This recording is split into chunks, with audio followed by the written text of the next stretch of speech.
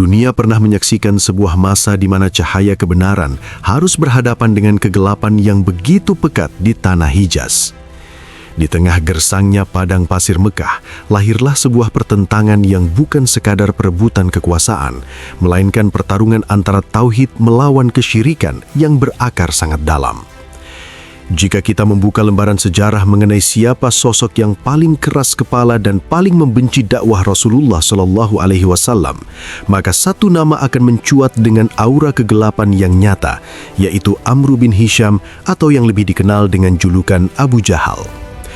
Namun tahukah kalian bahwa di balik bayang-bayang kebencian sang ayah, tumbuh seorang putra bernama Ikrimah yang kelak akan menorehkan tinta emas dalam sejarah Islam. Perjalanan ini bukan sekadar cerita pelarian, melainkan sebuah transformasi jiwa dari lembah kehinaan menuju puncak kemuliaan syahid.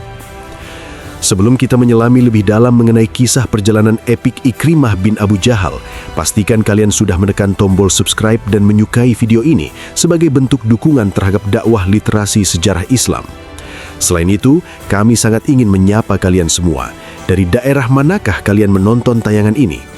Silakan tuliskan nama kota atau daerah asal kalian di kolom komentar agar kita bisa saling mengenal dan mempererat tali silaturahmi antar umat Islam di seluruh penjuru dunia. Mari kita mulai dengan memahami sosok Abu Jahal. Rasulullah SAW menyebut sosok ini sebagai Fir'aun bagi umat ini. Perbandingan ini bukan tanpa alasan yang kuat. Jika Fir'aun di zaman Nabi Musa alaihissalam menunjukkan kesombongan dengan mengaku sebagai Tuhan, maka Abu Jahal menunjukkan kesombongan dengan menolak kebenaran, padahal hatinya telah meyakini bahwa apa yang dibawa oleh Muhammad SAW adalah kejujuran yang nyata. Abu Jahal adalah pemimpin dari kaum kafir Quraisy yang memposisikan dirinya sebagai tembok penghalang utama bagi setiap orang yang ingin memeluk agama Islam. Setiap kali ia mendengar ada orang yang memiliki kedudukan mulia masuk Islam, ia akan mendatangi orang tersebut dan mencacinya dengan perkataan bahwa orang itu telah meninggalkan agama nenek moyangnya yang lebih baik. Namun, jika yang masuk Islam adalah orang yang lemah atau dari golongan budak, ia tidak segan-segan untuk menyiksanya secara fisik dengan sangat kejam. Kebencian Abu Jahal adalah kebencian yang murni lahir dari hasad atau rasa dengki. Ia pernah mengakui dalam sebuah percakapan rahasia bahwa ia tahu Muhammad adalah seorang yang jujur, namun ia tidak rela jika kabilah Bani Hashim mendapatkan kemuliaan melalui kenabian, sementara kabilahnya Bani Makhzum tidak mendapatkan bagian apa-apa. Inilah akar dari segala permusuhan yang ia kobarkan. Ia bahkan menjadi dalang utama di balik pengepungan kaum muslimin di Syi'ab Abi Talib, di mana umat Islam diboikot secara ekonomi dan sosial hingga harus memakan dedaunan demi menyambung hidup. Tidak hanya itu, ia pula lah yang mengusulkan skenario pembunuhan Rasulullah SAW dengan melibatkan pemuda-pemuda dari seluruh kabilah agar darah beliau tidak bisa dituntut oleh Bani Hashim. Di bawah asuhan tangan dingin yang penuh kebencian inilah, Ikrimah bin Abu Jahal tumbuh besar. Sebagai seorang pemuda dari kabilah Bani Makhzum yang terpandang, Ikrimah memiliki segala kriteria untuk menjadi pemimpin masa depan Quraisy. Ia adalah seorang penunggang kuda yang sangat mahir, seorang kesatria yang gagah berani, dan memiliki kecerdasan yang tajam.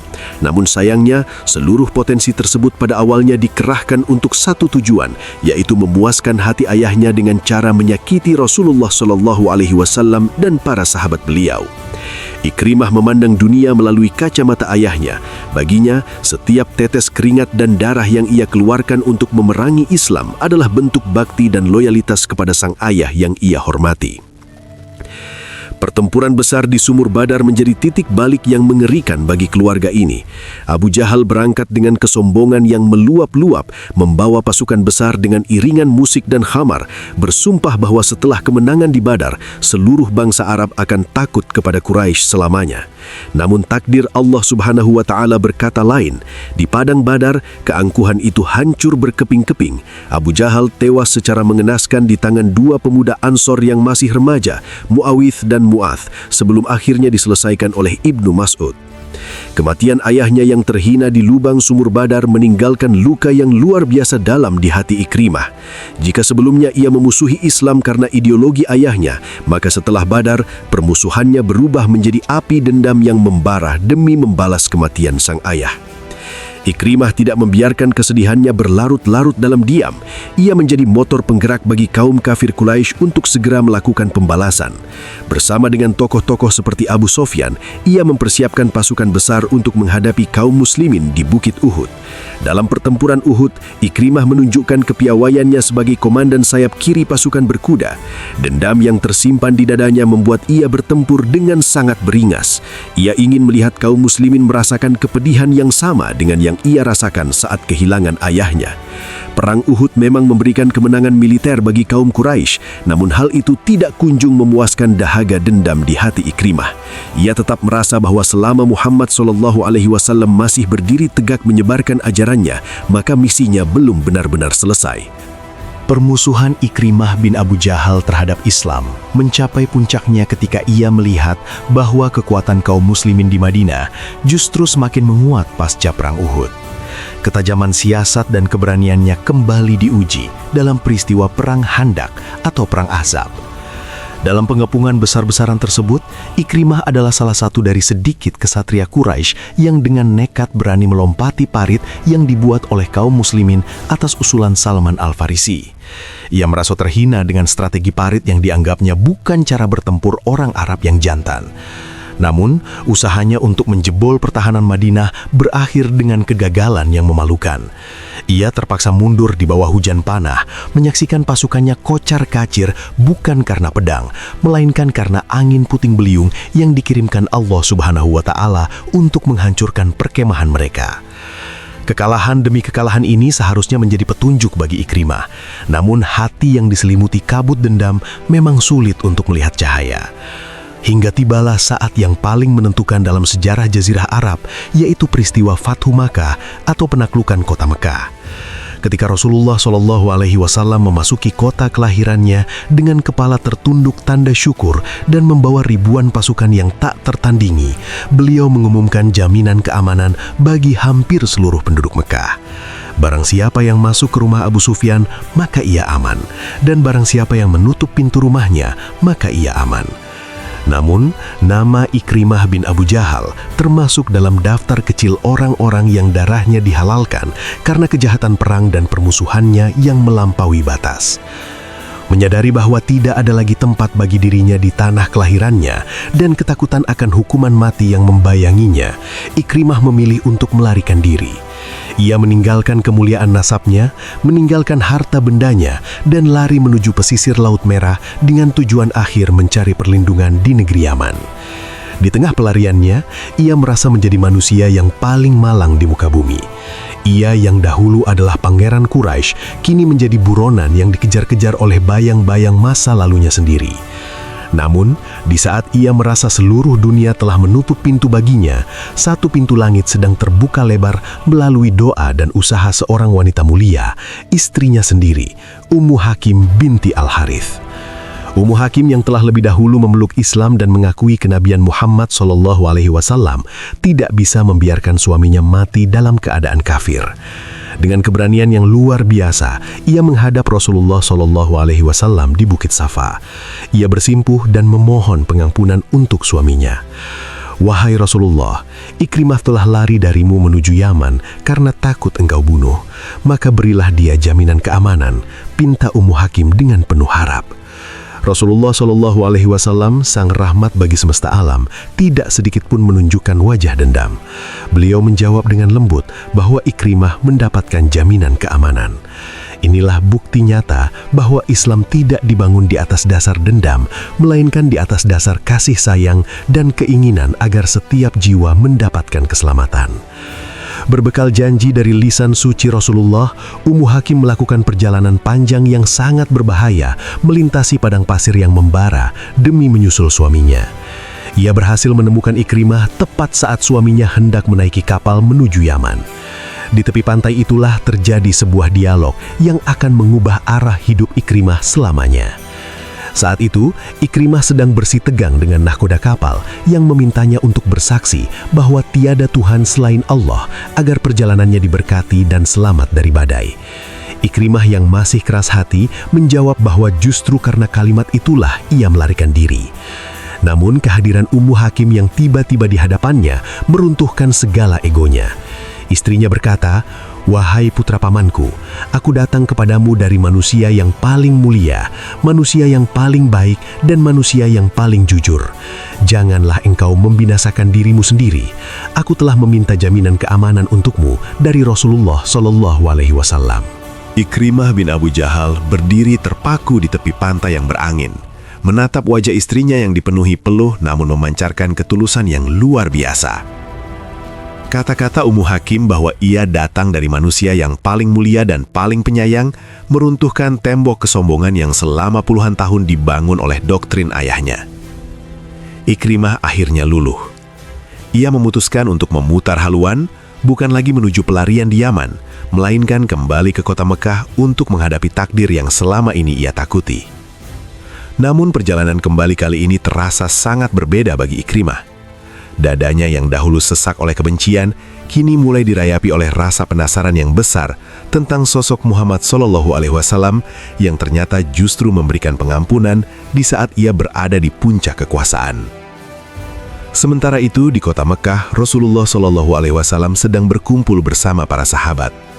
Dengan kearifan yang melampaui zaman, beliau memberikan sebuah maklumat yang sangat menyentuh hati.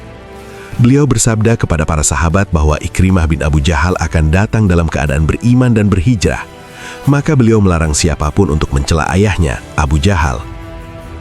Rasulullah SAW menjelaskan bahwa mencela orang yang sudah mati hanya akan menyakiti orang yang masih hidup dan tidak akan sampai kepada orang yang sudah meninggal tersebut.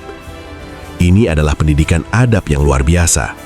Rasulullah ingin menyambut Ikrimah bukan sebagai anak dari seorang musuh besar, melainkan sebagai seorang saudara baru yang harus dijaga martabat dan perasaannya.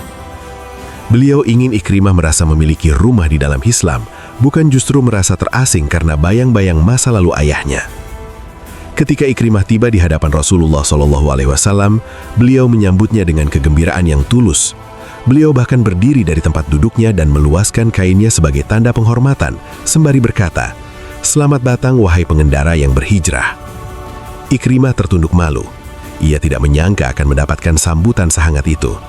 Ia kemudian bertanya untuk memastikan jaminan keamanan tersebut. Dan setelah mendengarnya langsung dari lisan suci Rasulullah, Ikrimah menyatakan keimanannya dengan bersaksi bahwa tiada Tuhan selain Allah dan Muhammad adalah utusan Allah. Pada detik itulah, Ikrimah bin Abu Jahal resmi menanggalkan jubah kekafirannya dan mengenakan pakaian iman. Ia memohon kepada Rasulullah SAW untuk mendoakan ampunan atas segala permusuhan, langkah kaki, dan ucapan buruk yang pernah ia lontarkan di masa lalu. Setelah menjadi Muslim, Ikrimah tidak ingin hanya sekedar menjadi pengikut biasa. Ia merasa memiliki utang besar kepada Islam. Ia bersumpah di hadapan Rasulullah SAW bahwa tidak ada satu dirham pun yang dulu ia keluarkan untuk menghalangi jalan Allah, melainkan sekarang ia akan mengeluarkan harta yang sama atau lebih banyak lagi di jalan Allah. Tidak ada satu pertempuran pun yang dulu ia ikuti untuk memusuhi Islam, melainkan sekarang ia akan terjun dalam pertempuran yang serupa untuk membela kalimat Allah. Janji ini bukan sekedar retorika. Ikrimah berubah menjadi sosok yang sangat tekun beribadah. Ia sering terlihat di masjid mendekap mushaf Al-Quran ke wajahnya sambil menangis terseduh-seduh dan berujar, "Ini adalah kalam Tuhanku. Ini adalah kitab Tuhanku." Ia yang dahulu ingin membakar cahaya Allah, kini menjadi orang yang paling depan dalam menjaganya. Hari-hari berlalu, dan Ikrimah membuktikan totalitasnya. Ia terlibat dalam berbagai misi dakwah dan pertahanan umat Islam. Keberaniannya yang dahulu digunakan untuk kebatilan, kini bertransformasi menjadi keberanian yang terukur dan berlandaskan iman. Ia tidak lagi mengejar kejayaan pribadi atau nama besar keluarga, melainkan mengejar keriduan Allah Subhanahu wa Ta'ala. Perubahan karakter Ikrimah menjadi teladan bagi penduduk Mekah lainnya, bahwa Islam mampu mengubah seorang penjahat perang menjadi seorang wali Allah yang bertaubat. Namun ujian sesungguhnya bagi keimanan Ikrimah baru saja mulai ketika badai besar mengancam eksistensi kekhalifahan Islam setelah wafatnya Rasulullah SAW. Setelah Rasulullah SAW wafat, umat Islam menghadapi ujian berat berupa munculnya nabi-nabi palsu dan gerakan murtad di berbagai penjuru Jazirah Arab. Di bawah kepemimpinan Khalifah Abu Bakar As-Siddiq radhiyallahu an, Ikrimah bin Abu Jahal mendapatkan kepercayaan besar untuk memimpin pasukan memadamkan pemberontakan tersebut. Ia dikirim ke wilayah Yamamah dan kemudian menuju Oman serta Yaman. Di medan-medan pertempuran ini, Ikrimah membuktikan bahwa keislamannya bukanlah sekedar pelarian dari pedang, melainkan sebuah keyakinan yang menghujam ke dasar jantung. Ia bertempur dengan gagah berani, bukan lagi atas nama fanatisme kesukuan Bani Makhzum, melainkan demi tegaknya panji tauhid yang dahulu sangat ia benci. Namun, puncak dari seluruh pembuktian cinta Ikrimah kepada Allah dan Rasul-Nya terjadi di sebuah lembah bernama Yarmuk. Perang Yarmuk adalah salah satu pertempuran paling menentukan dalam sejarah peradaban manusia, di mana pasukan Muslim yang berjumlah jauh lebih sedikit harus menghadapi ratusan ribu tentara Kekaisaran Romawi yang bersenjata lengkap. Di tengah kecamuk perang yang sangat dahsyat, ketika barisan pertahanan kaum Muslimin mulai terdesak oleh tekanan hebat pasukan lawan, Ikrimah bin Abu Jahal melakukan sebuah tindakan yang akan selalu dikenang dalam sejarah militer Islam. Ia turun dari kudanya, menghunus pedangnya, dan berteriak dengan suara yang menggetarkan, "Aku telah memerangi Rasulullah SAW di banyak tempat, lalu apakah hari ini aku akan lari dari kalian?" Kalimat ini adalah bentuk pengakuan sekaligus penebusan dosa masa lalunya yang paling jujur. Ikrimah kemudian menyeru kepada pasukan Muslimin, "Siapakah yang berani berjanji setuju untuk mati bersamaku?" Mendengar seruan itu, paman Ikrimah yang bernama Al-Harith bin Hisham serta Dhirar bin Al-Azwar segera menyambutnya, diikuti oleh 400 orang pejuang terbaik Islam yang dikenal sebagai pasukan berani mati. Mereka merangsek masuk ke jantung pertahanan Romawi seperti singa yang lepas dari kandangnya. Ikrimah bertempur tanpa memedulikan lagi keselamatan nyawanya. Ia menerjang hujan panah dan sabetan pedang demi menghalangi musuh agar tidak menghancurkan tenda-tenda kaum muslimin. Baginya, kematian di jalan Allah adalah satu-satunya cara yang paling layak untuk membersihkan sisa-sisa kegelapan yang dulu pernah ditanamkan oleh ayahnya, Abu Jahal. Ketika matahari mulai terbenam dan debu peperangan mulai mereda dengan kemenangan di pihak Muslim, ditemukanlah tubuh-tubuh para pahlawan yang telah mengorbankan segalanya. Ikrimah bin Abu Jahal ditemukan tergeletak dengan lebih dari 70 luka akibat tusukan pedang, tombak, dan anak panah yang memenuhi bagian depan tubuhnya. Tidak ada satupun luka di bagian punggungnya, sebuah bukti otentik bahwa ia tidak pernah sekalipun membelakangi musuh untuk melarikan diri. Di saat-saat terakhirnya yang mengharukan, terjadilah peristiwa yang menunjukkan betapa agungnya ukhuwah Islamiyah. Ketika seorang petugas pembawa air datang memberikan minum kepada Ikrimah yang sedang sekarat, ia melihat Al-Harith bin Hisham juga sedang kehausan di sampingnya. Ikrimah menolak air itu dan meminta agar Al-Harith diberi minum terlebih dahulu. Namun, saat air sampai ke Al-Harith, ia melihat sahabat lain dalam kondisi serupa dan meminta air itu diberikan ke sana. Pada akhirnya, ketiganya menghembuskan nafas terakhir sebagai syuhada sebelum sempat meminum setetes air pun. Ikrimah bin Abu Jahal wafat dalam keadaan yang paling mulia, jauh dari bayang-bayang kehinaan ayahnya. Ia adalah bukti nyata bahwa samudra maaf Rasulullah SAW mampu mengubah seorang musuh bebuyutan menjadi pembela agama yang paling setia. Allah Subhanahu wa Ta'ala benar-benar telah membalikan hatinya dari kegelapan menuju cahaya yang benderang. Perjalanan hidup Ikrimah mengajarkan kepada kita semua bahwa tidak ada kata terlambat untuk bertaubat dan tidak ada dosa yang terlalu besar bagi ampunan Allah selama kita memiliki kesungguhan untuk memperbaiki diri. Semoga kisah ini menjadi inspirasi bagi kita untuk selalu istiqomah di jalan kebenaran dan selalu mendahulukan kepentingan agama di atas segalanya.